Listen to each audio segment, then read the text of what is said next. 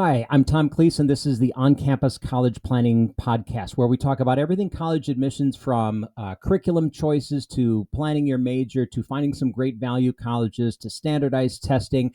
This is real college planning for real families because this is the University of You, not the University of Them. Welcome to episode 4. This is a college search Q&A for the soon-to-be senior, and in parentheses, I would say the soon-to-be senior maybe without a clue or who hasn't really engaged in this process yet. But we want to be careful about how we talk about that.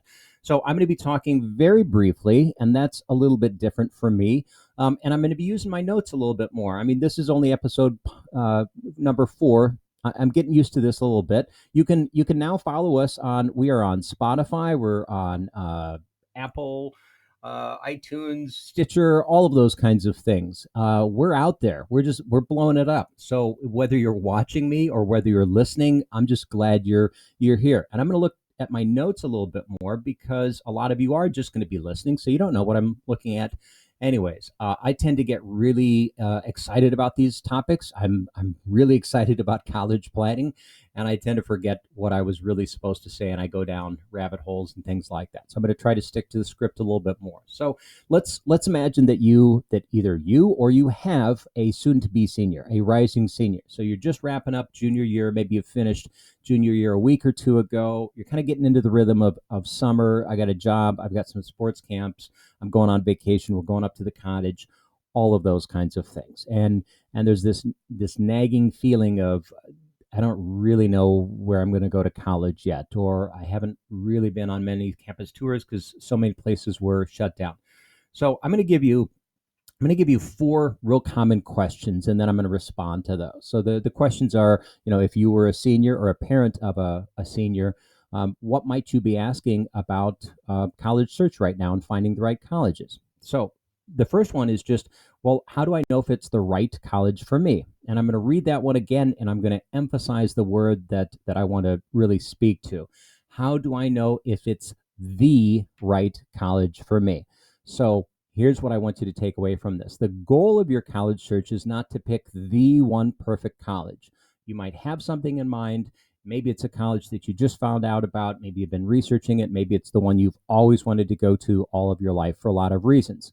But I think it's a better idea to focus on what are the places that I want to apply to and really set as my goal setting or creating a great set of options from which to choose when it's time to choose. Let me talk about that a little bit. The most important day in the life of a senior could be May 1st of their senior year. And you think, well, what is that? Is that graduation date? No, that's too early. Are those AP exams? No, that's a little bit too early. Or AP exams, that's not the most important thing by any stretch of the imagination. May 1st historically has been what we call National Decision Day. So, and this has changed a little bit in COVID, but it's still kind of coming back to being like, this is a big thing. May 1st is when colleges say, hey, we sent you a packet a couple of months ago. We said you're in. We'd love to have you. We sent you a financial aid award letter. We know that you made a down payment or put in a deposit in the dorms, but we really want to know if you're going to show up next fall or not. Okay, so National Decision Day, May 1st of my senior year, is the day when I need to tell one college yes and kind of break the news to the other ones. Sorry, had a great time. Unfortunately, I'm not going to be able to make it. I'm going to go somewhere else, right? And it's a simple process to do. And colleges obviously know that. They're letting in more people than they have space for because there's something in college admissions called yield, which means if I accept 60% of my students and then 20% of them actually show up, that's kind of what I was planning for. So they're not going to be heartbroken or anything like that. But that's a very important day because too many times I hear students trying to find the one right college, like trying to throw a dart and hit the bullseye right away. And then like, that's the college, right? Well, and that's good. But I'm not much of a dart player, but I know this, you can put multiple darts within the bullseye, right? You can fit a couple of darts in there. And wouldn't it be great? Wouldn't it be great to be sitting around in April of next year and actually be kind of torn about, in a good way, about like 2 or 3 colleges that you're just absolutely psyched out of your mind about because they fit all of your needs and you visited them and you've got good financial aid. letters from them, and you could be successful at any of them, and they each offer different things. And that is actually a really good position to be in. So I want you to not look for the one perfect college, but I want you to think about creating a great set of options from which to choose. Let's not try to be in a hurry with a decision that, frankly, is a big decision. Could be life changing in a positive way. Don't put too much pressure on it. Don't feel like if I pick the wrong college, I'm never going to be happy or successful and I'll meet all the wrong people. No, no, no, no. That's not what I'm talking about. I'm saying this is a big deal, and you want to make sure that we're not just like running in and saying, I need a pair of shoes, those will work. I want to really try things on, and I want to use the time that I have. So today is, this is what, June 7th, 8th, June 8th. It's June 8th. So we've got the better part of a year before May 1st of 2022. So seniors, I want you to hear that. And that doesn't mean you go back to bed and don't think about this. No, that means that, okay, maybe I've got part of this figured out. Maybe I don't have any of it figured out. But my goal is to really focus on where I'm going to apply as opposed to that one perfect college for you. Something else that ties into that, picking the one perfect college. So we want to back up and we want to think about you more than the colleges at the beginning. And that might feel like, oh, you're just delaying the process. You're adding an extra level of complexity, Tom. Can we just get going on this? You said that I'm behind. We need to pick up speed now. Yeah, but too many colleges, or too many students, I'm sorry, and families are really just focused on what I'm going to call available inventory. What are the colleges that I know that are out there, and let's pick the ones that match and I can get into, and we're done with that. I want you to really take a step back and think about what are the things that you absolutely need from your college experience. It might be your major, but that's usually a fairly simple one. And if you're going to study biology, great. Almost all of the 4,000 colleges, 2 and 4 year colleges in America, have some form of biology major. So it's not just about checking a box like that. It might be a location, it might be a price, all of those types of things. But I really want you to step back and think about, what do you need from your college experience?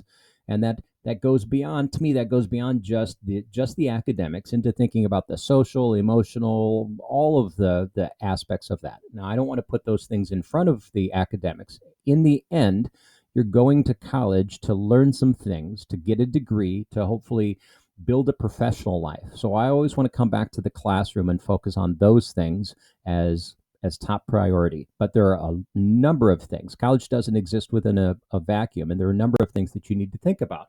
When we work with students and families in a college search process, that's where we start. We start with kind of an intake survey, and I really try to help them build a list of what are the things that I really, really need. These are non-negotiable. I have to have that.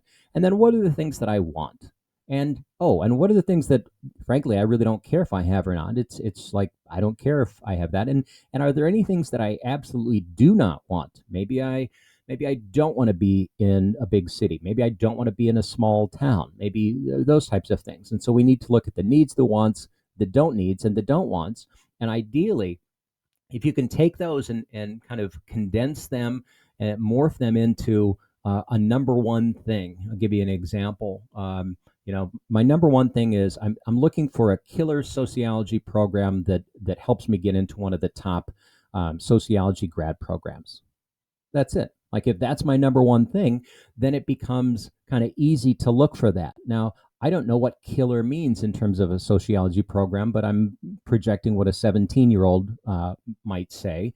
And once you've done a little bit of homework, you can start to discern between who just offers this major and who's really well respected out there for this major, who has the best track record of placing people into top sociology programs, master's, PhD, etc. How do I find out that information? It's going to take a little bit of time and some questions, because those aren't things that I just know offhand. But that's really important to start with you, and then kind of expand that looking into the colleges. All right, so that was question number one. That was kind of long. How do I know if it's the right college for me? And I'm saying, don't be focused on picking the one right college. Create a great set of options from which to choose when it's time to choose. So question number two is a real practical one. Okay, so how many colleges should I apply to?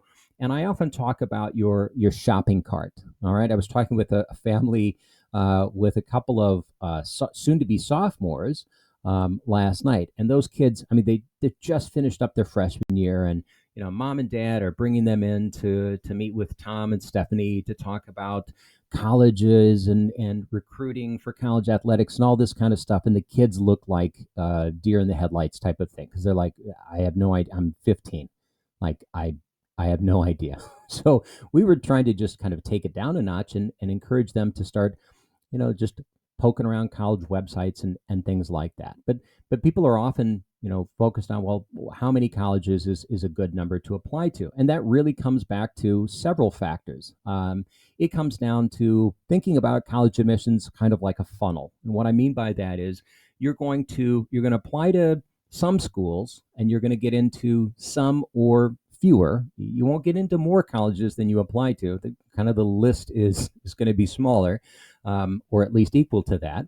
And then I really need to think about, am I applying to colleges where I've got a good chance to get in? Are a lot of them what we call reach schools?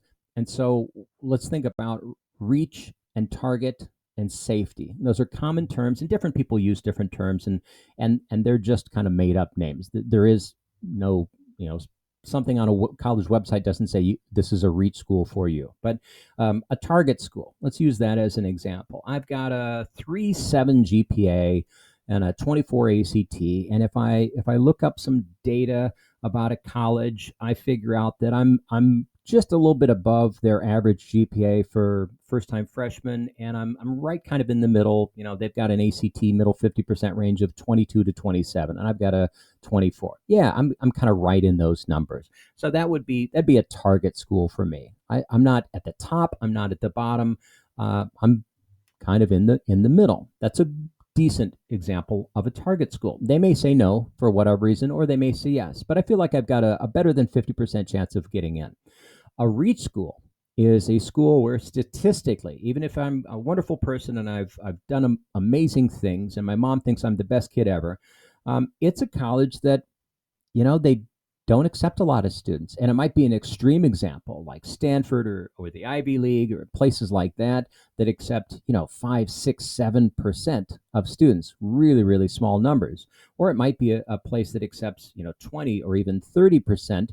And when I look at my record and theirs, I'm within it, but it's not a lock. All right. And that's a reach school. They turn more people down than they let in. Right? There really aren't that many hard to get into colleges. We tend to hear a lot about them in the media, but there are somewhere around 50 colleges in America where the acceptance rate is, say, 20% or less. And that's really not that many. Most colleges accept most students. In fact, the national average for four-year colleges is about a 64% acceptance rate. So that means again, throwing darts. I just throw a dart at a map and I find some random college.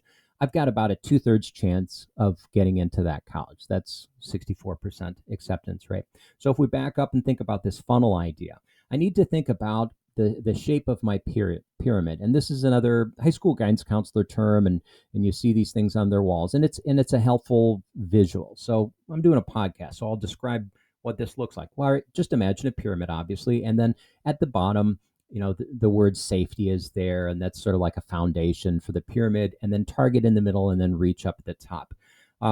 The fault with the pyramid diagram, just visually, is that most students, in terms of where they're applying, most of those colleges don't fall in the bottom. And the pyramid, to me, seems like I should have the highest number of schools at the bottom, because that's the biggest, widest space, and then it goes up. Most students have more of, I guess, what I'd call a diamond shape. So it's, in the middle, it's kind of fattest in the middle. Maybe they're applying to 4 colleges that are targets. They've got 1 or 2 reach schools, and they've got 1 or 2 safety schools. So you can imagine how that looks like a diamond instead.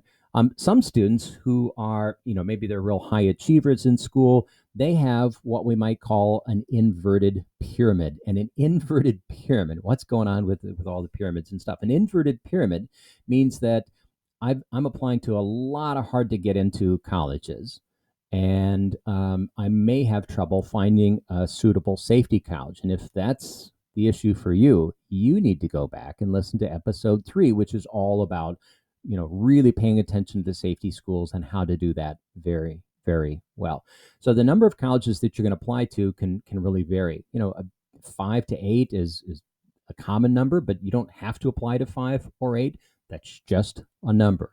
I would probably encourage students to maybe throw in 1 or 2 more schools than they might be thinking of, again, because this is something that, if I do a little bit more work, pay a couple more application fees, which aren't too bad, and there are waivers for folks as well. I might just have a few more options, and I like to keep those options open just a little bit longer.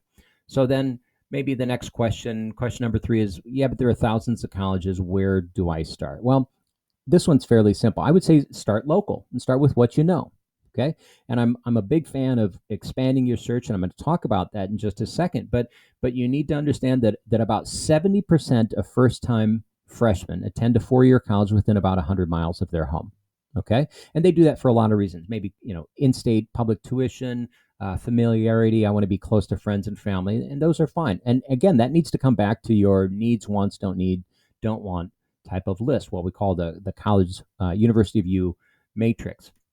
So I would start with those, and there's a lot of power in just building up some momentum, finding a couple of colleges that, like, yeah, I've looked into them, and they offer the things that I need. I've heard about, let's say UW-Whitewater all my life, but now I really have looked at it as a prospective student, and it really does, fulfill the things that I absolutely need and some of the things that I want. And maybe there's some things that I want that I'm not going to get there, but I think this is a viable choice, and I'm going to put it onto my list. So start with something like that, because it feels really good to get some in the list and then expand that. And that's the 4th point. It really comes down to the when should I have this all figured out? And I would say get some of those options into your shopping cart ASAP. 2-3 colleges, at least one of which is a safety school. But then kind of let things simmer a little bit. All right. It's kind of a mixed metaphor, shopping carts and simmering and crock pots and all that type of stuff. But your applications are probably going to go in sometime around September 1st to November 1st. And a lot of colleges have regular decisions that go well into January and February, something like that. So let's tap the brakes a little bit, and let's not be in a huge rush. You can expand the search a little bit more by going a little bit further out. And if you said, well, I'd really like to be kind of close to home. Okay, well, what is close to home for you? Is that 10 minutes away, 2 hours away? I looked up, like, how many colleges are there within 100 miles of where I'm sitting? I'm in Fitchburg, Wisconsin, and there are 32 of them. Okay, well, that's a lot. 32 is a lot. If I expand that to 200 miles, now there are 112 colleges, because now I'm starting to hit like the Chicago suburbs, and I'm starting to get over maybe a little bit into Minnesota, down into a little bit of Iowa, some other parts of Illinois, etc. If I go to 300 miles, now I have 218 colleges. And you're like, yeah, but 300 miles is a long ways. Yeah, it's a personal thing. If I'm wanting to be able to come home on a weekend as a college student, or have my parents come visit me, if I'm 2 hours away or 5 hours away, well, that's a difference of 3 hours, and I do that on the way there and back. So that's 6 hours, and that could be a big part of your weekend. However, I want you to think about kind of driving home on a Friday afternoon and getting home at 3 o'clock versus getting home at 6 p.m. Because the college that's farthest away from me in the 300-mile radius is St. John's College in Collegeville, Minnesota. Sounds made up, but it's not. It's a wonderful place. And that would take me about 5 hours to get to. Well, that seems kind of doable for a 3-day weekend. So that comes back to my needs and my wants, my don't needs and don't wants, and my number one thing. So don't focus on just one college. Focus on creating a great set of options from which to choose. Understand that the number of colleges that you apply to is going to be based on a lot of different factors, like selectivity, and if you really want to go out east, you may want to put a couple of colleges, a safety, a reach, and a target, for that geographical region. There are a lot of colleges to start, so kind of make it easy on yourself to get started. Everything that we do that's new, it's good to get some quick wins. Find some local options that seem like good choices, and then expand that. And if you can have the bulk of your shopping list, your college shopping list, created halfway through the summer, you're doing fairly well. But then keep at it. Kind of keep your eyes and your ears open as well. I won't make a sales pitch, but if you would like to talk about how I help families, I'm more than happy to talk with you about that as well, just through a free consult. You can also jump onto our website, oncampuscollegeplanning.com, click on college search, and read all about it. It's some of the most rewarding work I do. I love all the things that I do, but it's especially fun to work with a family and a student in kind of expanding their options and helping them understand what they really need, want, don't want, because it's just not me coming up with magical colleges that you never heard about. It's me helping you make this decision throughout the whole process. So I'm going to end there. I hope you, soon to be seniors, you rising seniors and parents of rising seniors, get something good about from this, and I hope you can put that to use and spend maybe less time on TikTok and more time on college websites. And until then, this is Tom for the On Campus College Planning Podcast. Go College.